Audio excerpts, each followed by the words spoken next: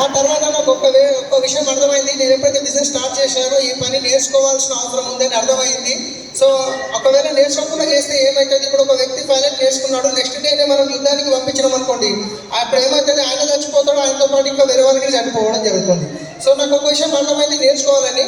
So దీంట్లో మా friend ఒక ఆయన ఉండే అనమాట, డాక్టర్ పవన్రాజ్ అని చెప్పేసి ఉండేవాళ్ళు. సో ఆయన పశువుల డాక్టర్ అనమాట. ఆ పశువుల డాక్టర్ అయితే ఏమైంది, ఒకసారి ఒక పశువు ఒక బర్రెకి ఏమైందంటే బాగా రోగం వచ్చింది. సో అది బాగా హెల్త్ ఖరాబ్ అయిపోతే ఆ పశువుల డాక్టర్ ఏం చేసిండో దాని దగ్గరికి వెళ్ళిండు.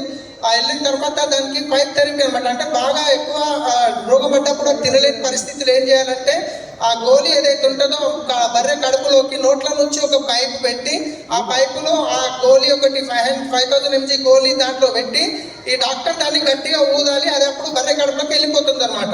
కానీ ఈయన నేర్చుకోకుండా పని చేయకపోయిండు. బర్రె కడుపులో పైపు పెట్టేసి గోళీ వేసి ఈయన ఊపే లోపలనే ఆ బర్రె ఊపేసింది. అది ఉల్టైపోయింది, బర్రె కడుపులోకి పోవాల్సింది డాక్టర్ కడుపులోకి పోయింది. అది కూడా ఎంత 5000 mg, అంత పవర్ఫుల్ గోళీ. అది డైరెక్ట్ కడుపులోకి వెళ్ళిపోవడం వల్ల ఏమైంది, ఈయనకు నోట్ల నుంచి పురుగులు రావడము. డాక్టర్ ఇక ఉల్టా బర్రెని వదిలేసి ఈయన తీసుకుని డాక్టర్ దగ్గరికి వెళ్ళిపోయిన తర్వాత వామిటింగ్ చేయించేసి లోపలికి మొత్తం బయటకు వచ్చేసింది.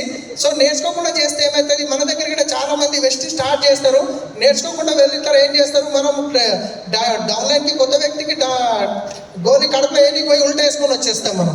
అయితే ఆ డాక్టర్ ఏం చేసినట్టే ఆ తర్వాత డిసైడ్ అయ్యిండు, నేను ఏ పనైనా చేస్తారో నడుస్తా, పెయింట్ వేస్తా, సెక్యూరిటీ చేసుకుంటా, కానీ జీవితంలో మళ్ళీ పశువుల డాక్టర్ కాదని.